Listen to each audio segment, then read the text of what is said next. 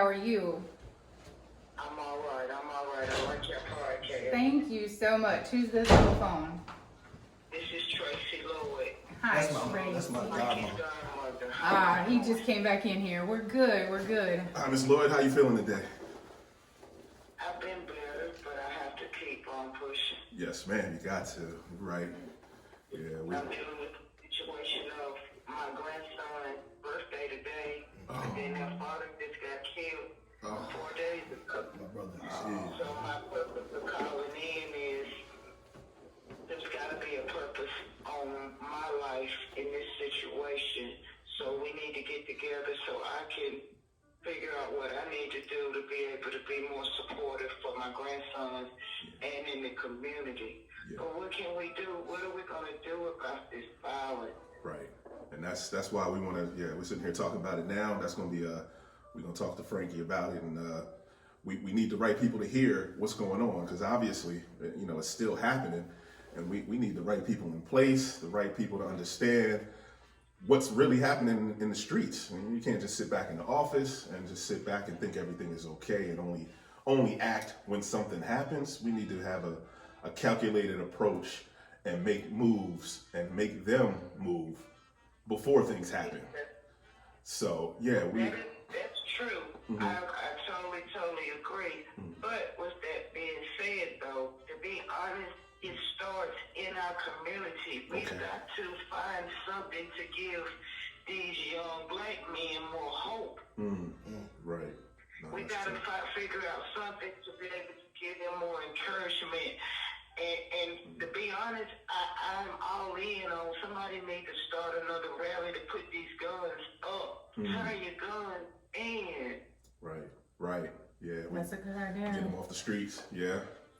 These guns off the streets, because I'm a 53-year-old grandmother, and now I've lost my grandchildren's father at 28. And the sad part is my biggest fear is that it's going to happen to one of them, but all I can do is just stay prayed up and keep trying to show them the right way. But the world is bigger than me. Yeah. Right. Yeah. You're right. That's true. Go ahead. No, I'm with you. You're right. Yeah. We got to get together. It really takes a village, and we do these protests, we do different things, we talk about this, we talk about that, but we need to get in these homes. We need to do some communicating with these mothers, with these fathers, with these children. Yeah. Some parents okay with violence. Some parents teach their kids violence. Right. It's sad, but it's the truth. Right. That's right. We definitely need more mentorship from people like us, to be honest. We need to not only take time for our own families and our own children, but we need to try to give time as well and dedicate to these people that don't have those resources. Right. Yeah. That's the hard part too. We got to change the mindset, which is difficult, because like you said, I mean, if you're out there, some people feel like they might need to have a gun, protection, or if they're in the street, they know the next guy has one, they need to get one. So I don't know how we can get in there and change that mentality of it's not, brother against brother. We in this fight together to raise the community as a whole. And like I tell these young brothers, I said, we are not each other's oppressors. Right. We're not. Right. Just because him on the south side got more money than you doesn't mean you have to go take it and kill him. Right. Go ask your brother how he got that. And then y'all build together. Right. That's it, exactly. Yeah. But see, we're too busy living in division. Social media will have you all messed up. And division creates killings. Yep. Division creates murderers. Division, it creates chaos. Because we're so divided, Brian, that you piss me off so bad that you got more than me, that I'm going to plot on your life. Right. Not plot on how I can do business better than you. How I can be like you and Collaborate. come together. But right. instead, I'm gonna plot on killing you. Right. Get rid of you and just go ahead and get rid of you. I'll be okay. Right. But then your life's gone. We've got to get that your mentality life turned is around. gone. Exactly. 2 lives gone. Right. Because nobody took the time out to sit down. 2 lives gone, and how many affected? Exactly. The families behind it. For that generations are to affected. generations to come. Right. One in prison for the rest of his life, and one doesn't have a life, and then you leave children, mothers, baby mamas, friends, and you leave so many people out here still hurting and wondering and figuring it out. Right. So with that being said, Frankie will tell you, I'm a big supporter, but I support from the back. Yeah. And this situation with my grandchildren has been an eye-opener for me. Now it's time for me to come out on the front. Yeah. And my question for you all, me growing up as a child, I remember having recreation centers. Centers where we went to and we played and we laughed and we had a good time and we fought each other. Yep. But that's all we did. We fought and then tomorrow we back playing. That's right. That's right. What happened to the recreation centers? Why don't they have anything like that? We used to do 4-H club. We used to have a recreation center. We used to go on little field trips from the rec, because sometimes the things that my mom and dad need to do at home, or a lot of parents, they were working so hard to keep us afloat. They was able to do what they had to do, teach us our manners, teach us our respect, and then they sent us out there to play in the world. Right. Yep. That's a great point. That's about that the money and resources not being allocated back into the communities. Because, what happened to them? But it's there. Exactly. It's there. We need more people from our generation, one generation below yours. We need more people to step up and put some time aside and say, I'm going to help this youth. I'm going to help these kids that need this. Even these 20-somethings that really need, even if it's somebody to sit down an hour or 2 a week and just talk with them. It's really just... like we were saying earlier, like we've learned so much from Frankie over the last few months, just watching him and how he acts.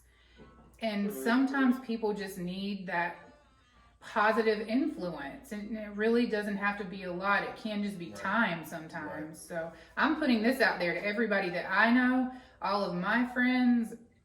If you have any additional time you can dedicate, volunteer, come to us, contact one of us, and we can get you in touch with people that really need that motivation and positive influence in their life. Yes. And I like what you said.